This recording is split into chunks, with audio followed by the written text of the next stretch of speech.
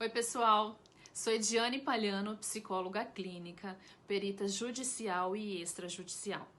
Perita judicial é quando o próprio juízo nomeia um profissional da sua confiança para ser seu assistente técnico em determinados casos que ele não conseguiu concluir ou tirar as melhores decisões daquele caso só com as ferramentas do direito.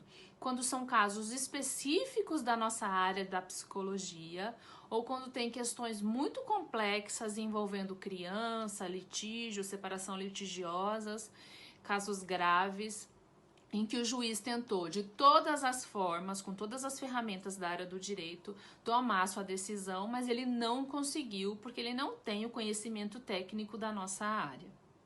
Ele solicita essa avaliação ou para as psicólogas do fórum, que elas fazem esse trabalho quando as pessoas se encaixam na justiça gratuita, elas mesmas que fazem essa avaliação psicológica, mas quando as pessoas não têm direito à justiça gratuita, elas têm que pagar por essa avaliação, é onde eu entro no caso.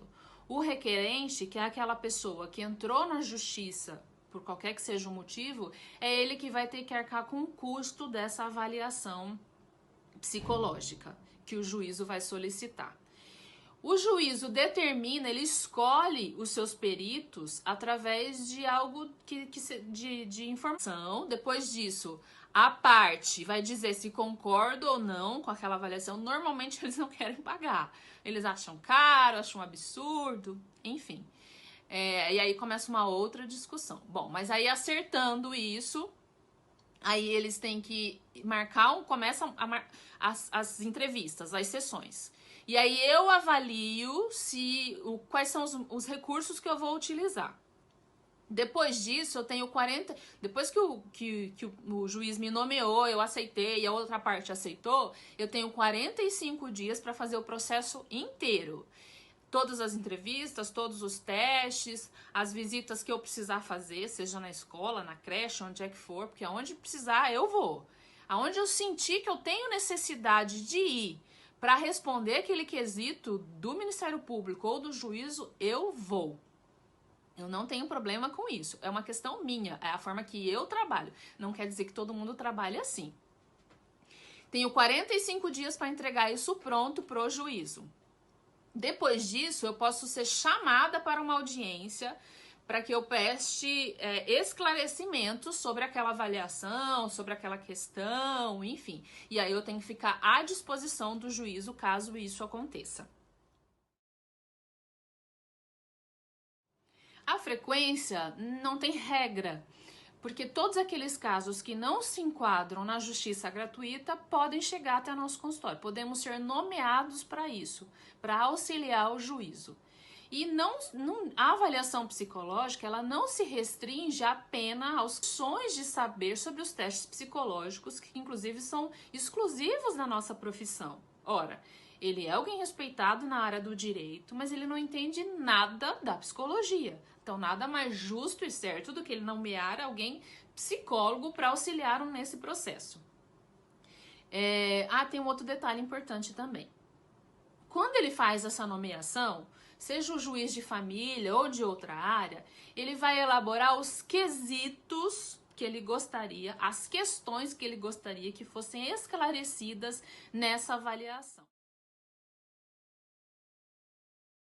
A avaliação psicológica jurídica, ela não se restringe ao direito de família, mas é onde é a área mais comum. Mas qualquer juízo pode solicitar uma avaliação da nossa parte de alguma coisa muito técnica que seja exclusivo da nossa área e que o juízo não tem conhecimento disso, como é o caso de um concurso público, por exemplo, em que eu fui nomeada para fazer a avaliação dos testes psicológicos que foram utilizados, da forma que foi feito o psicotécnico, enfim.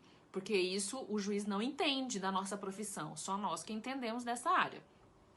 O mais comum da avaliação da psicologia jurídica pelo menos a minha experiência, é nos direitos de família, onde envolvem crianças, adolescentes, separações litigiosas, adoção, abuso, qualquer coisa que envolva família e criança e que o juízo perceba a necessidade de uma avaliação. Vou contar um caso rápido para elucidar para vocês. A mãe foi acusada de alienação parental pelo pai. A filha adolescente não queria mais conviver com o pai, evitava o convívio com o pai. O pai entrou na justiça alegando que a menina não queria conviver com ele porque a mãe tinha praticado alienação parental. Alienação parental, não sei se vocês sabem, é aquele ato de denegrir a imagem do outro genitor, tentando evitar que a criança ou o filho tenha evitava o convívio com o pai. O pai entrou na justiça alegando que a menina não queria conviver com ele porque a mãe tinha praticado alienação parental. Alienação parental, não sei se vocês sabem, é aquele ato de denegrir a imagem do outro genitor, tentando evitar que a criança ou o filho tenha convívio e desenvolva amor por aquele genitor. De um modo simplista é isso. A mãe veio até o consultório, eu fiz 4 entrevistas com ela com duração de 1 hora cada. Eu fiz 8 entrevistas com o adolescente e o pai se recusou a vir fazer entrevista comigo.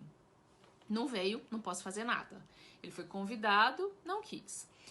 Diante do caso, eu percebi a necessidade de ir até a escola da garota. Marquei um horário, fui na escola, com autorização, obviamente, da mãe da garota, que é menor de idade, e informei a adolescente, até como respeito a ela, a escola dela, o que eu ia fazer lá, para que ela se sentisse segura de que os segredos dela não seriam expostos, que não era esse o objetivo.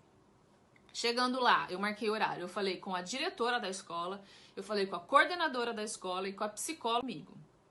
Não veio, não posso fazer nada. Ele foi convidado, não quis. Diante do caso, eu percebi a necessidade de ir até a escola da garota. Marquei um horário, fui na escola, com autorização, obviamente, da mãe da garota, que é menor de idade, e informei a adolescente, até como respeito a ela, a escola dela, o que eu ia fazer lá, para que ela se sentisse segura de que os segredos dela não seriam expostos, que não era esse o objetivo.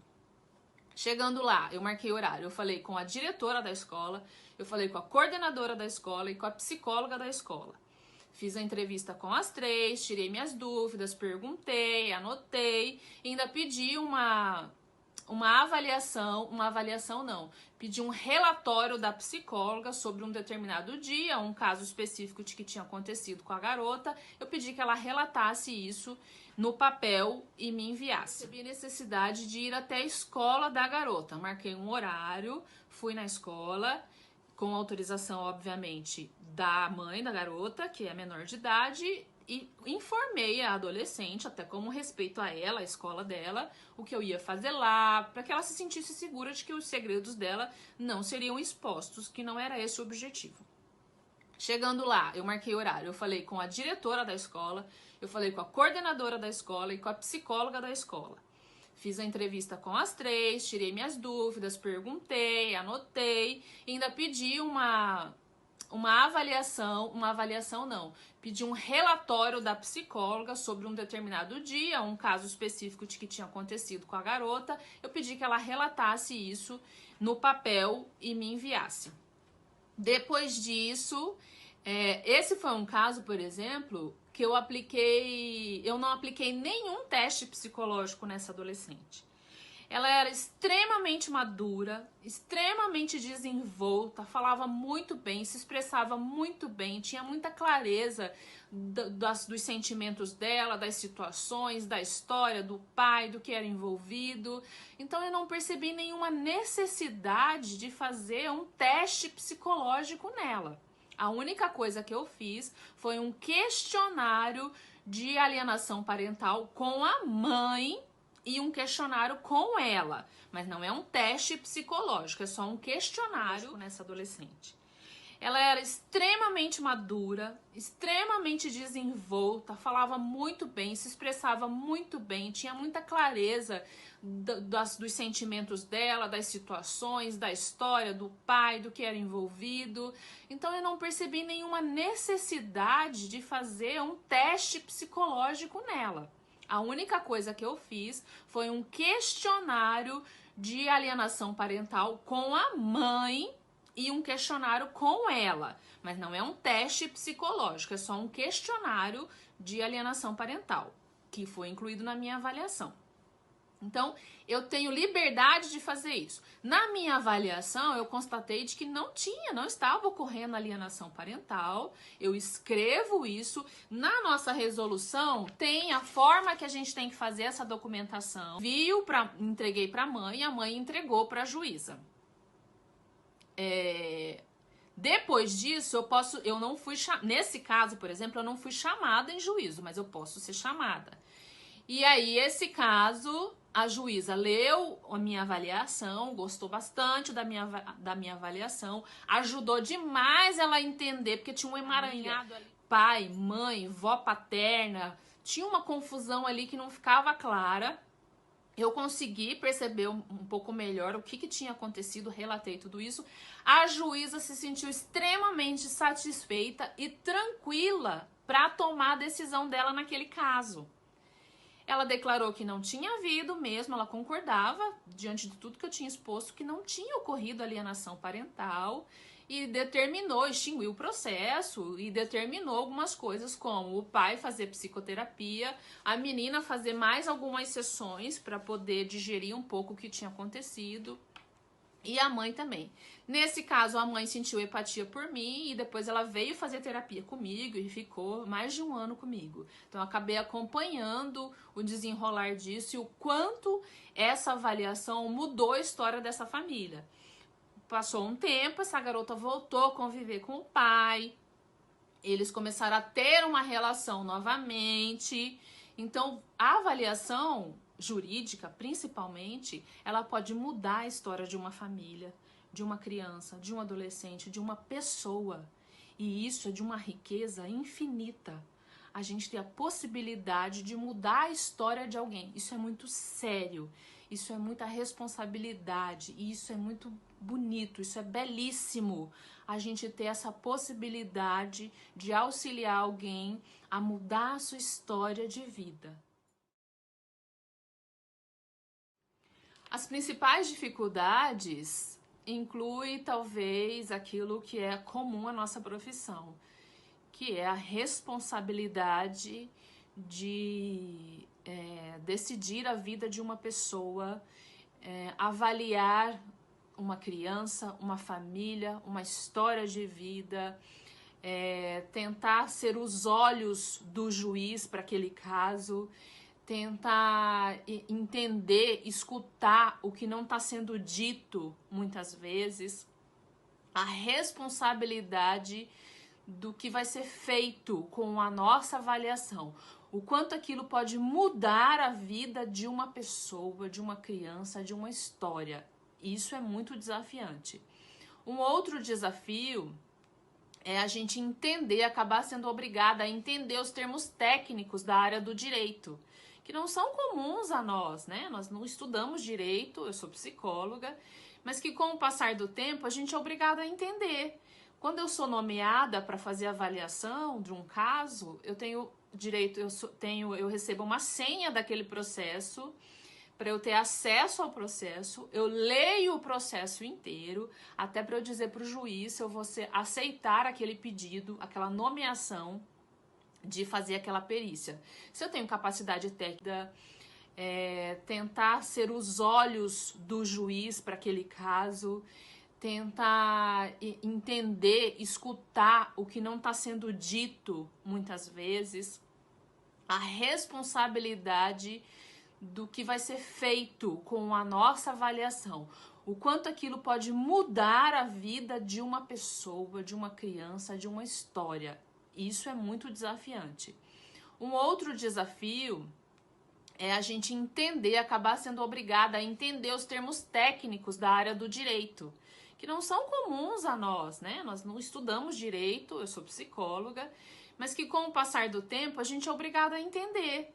Quando eu sou nomeada para fazer avaliação de um caso, eu tenho direito, eu recebo uma senha daquele processo para eu ter acesso ao processo, eu leio o processo inteiro, até para eu dizer para o juiz se eu vou aceitar aquele pedido, aquela nomeação de fazer aquela perícia. Se eu tenho capacidade técnica para aquilo, se eu não conheço as partes, porque eu não posso conhecer as partes para fazer a avaliação, se eu tenho know-how, gabarito, se eu vou ter competência para aquilo, se eu me sinto confortável, seja qual for o critério.